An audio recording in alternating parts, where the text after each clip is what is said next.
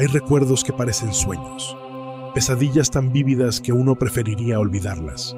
Pero hay personas que los vivieron, y aunque pasen los años, siguen ahí, claros, inexplicables.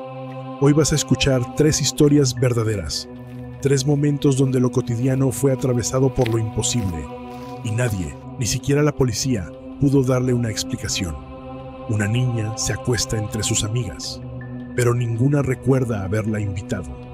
Un conductor es seguido por un ser que se esconde entre los árboles, con ojos brillantes y movimientos imposibles. Y una casa abandonada revela en la madrugada el lamento de alguien que no debería estar ahí. Prepárate para conocer testimonios reales, relatos que se quedaron marcados en la mente de quienes los vivieron, y que quizá, después de escucharlos, también se queden contigo. Bienvenido. A esto no se le puede llamar ficción. Esto es algo más, algo aterrador.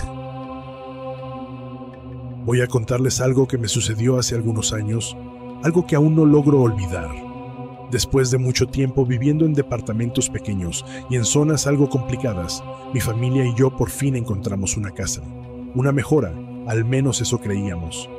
Estaba en un vecindario tranquilo, con casas separadas entre sí, poco tráfico y una calma que en ese momento parecía un sueño. La casa era antigua, sí, pero bien cuidada. Tenía ese encanto nostálgico de las cosas viejas que aún conservan dignidad. Y además, nos la rentaron a muy buen precio, demasiado bueno, ahora que lo pienso. Me adelanté unos días a la mudanza para mover los muebles más pesados con ayuda de unos amigos, como siempre lo hemos hecho entre nosotros. Todo iba bien, hasta que uno de ellos se detuvo en seco. «Oye, creo que hay un señor adentro de tu casa», me dijo.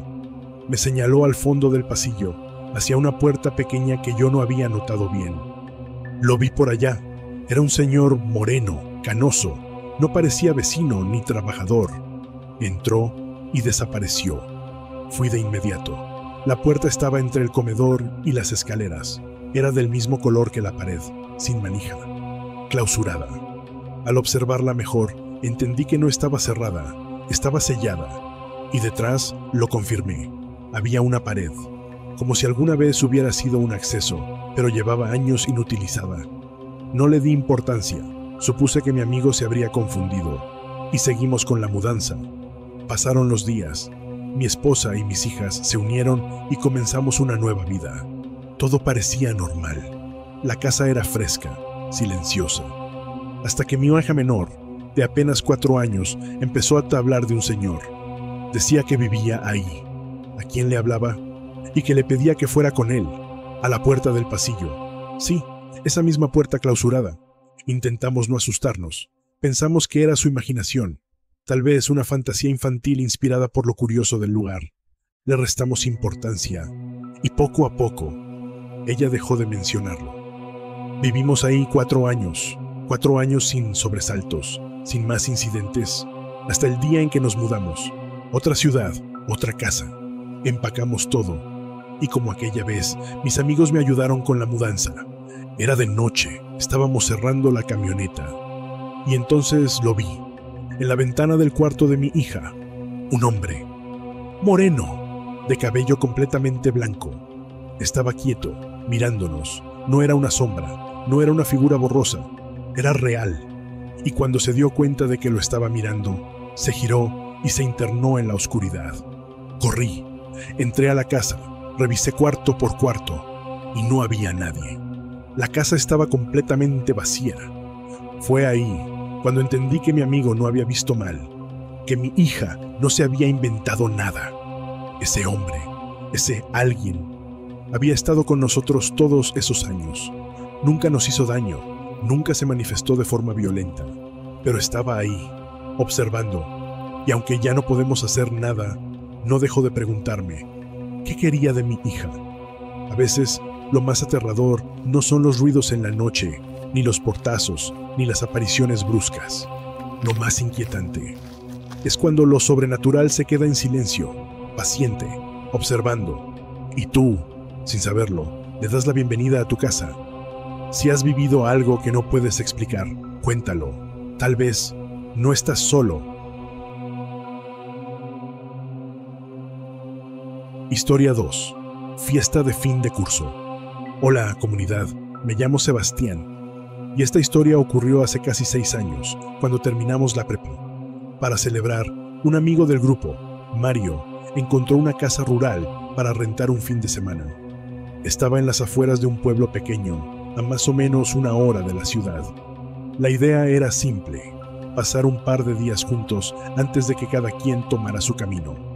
Éramos 14 del grupo, más 2 o 3 invitados. La casa era grande, de una planta, muy vieja pero cómoda, alejada de todo, completamente rodeada por el campo. Esa primera tarde fue perfecta: carne asada, música, muchas risas. Nadie tomó demasiado porque queríamos ir temprano al pueblo a desayunar. Así que cerca de la 1 o 2 de la madrugada, nos fuimos a dormir. Y fue entonces cuando las cosas comenzaron. Andrea y Luciana se fueron con otras chicas al cuarto que compartían. Platicaron un rato más, hasta que el sueño las venció. O eso creían. Entre ese momento en que estás a punto de dormir y todavía sientes el mundo real. Las dos vieron a una niña pequeña que entró al cuarto como si viviera ahí, y se acostó entre 2 de las chicas dormidas. Andrea pensó que era un sueño, pero no podía moverse. Luciana también. Ambas describieron exactamente lo mismo, como si algo les impidiera levantarse, hablar, como si se les hubiera subido el muerto, al mismo tiempo. Lo más inquietante, una de las chicas junto a la que se acostó la niña despertó con un olor horrible, podrido, pero nadie más lo olía. Eso no fue lo único. David y Sofía, que se habían quedado en la sala, vieron algo más. Una mujer salió de uno de los cuartos vacíos al fondo y caminó hacia la habitación de los hombres.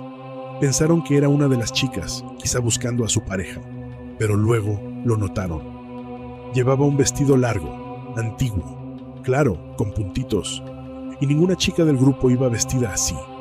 Fueron a revisar el cuarto y todos estaban dormidos, roncando, pero ahí no acabó todo. A la mañana siguiente fuimos a desayunar a un restaurante improvisado, de esos bajo una carpa a un lado de la carretera. Fue hasta entonces, lejos de esa casa, que todos comenzaron a hablar, a contar lo que habían visto, lo que habían sentido. Y yo, finalmente conté lo que no me había atrevido a decir. Cuando llegamos esa noche, fui el primero en estacionarme. Mientras bajaba del carro, vi siluetas en el porche de la casa.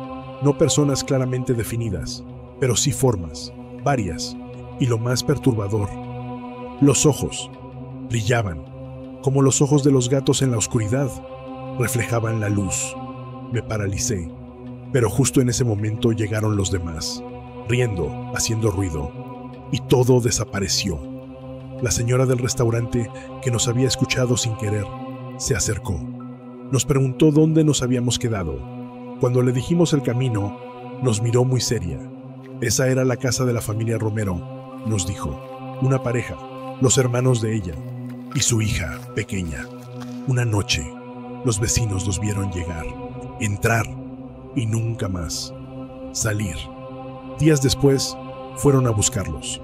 La puerta estaba sin seguro, todo estaba intacto, los platos servidos, la cena a punto de empezar. Pero la casa, vacía. Nadie los volvió a ver. Desde entonces, esa casa se renta por fin de semana, sobre todo a gente de la ciudad. Pero muchos se van antes de tiempo, por lo que ven, por lo que escuchan. Nosotros no escuchamos gritos, no vimos sangre, pero lo que vimos fue suficiente. Volvimos por nuestras cosas esa tarde, y nadie quiso quedarse solo en ningún momento. Desde entonces, cada vez que nos reunimos, los pocos que quedamos de aquel grupo, esa noche siempre sale en la conversación. La última vez que estuvimos todos juntos, la noche en la casa embrujada, a la que nadie se atrevería a volver.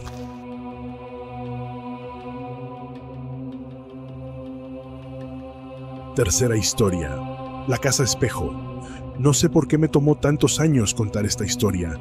Quizá porque pensé que nadie me iba a creer, o porque con el tiempo intenté convencerme de que todo fue una fantasía de mi infancia.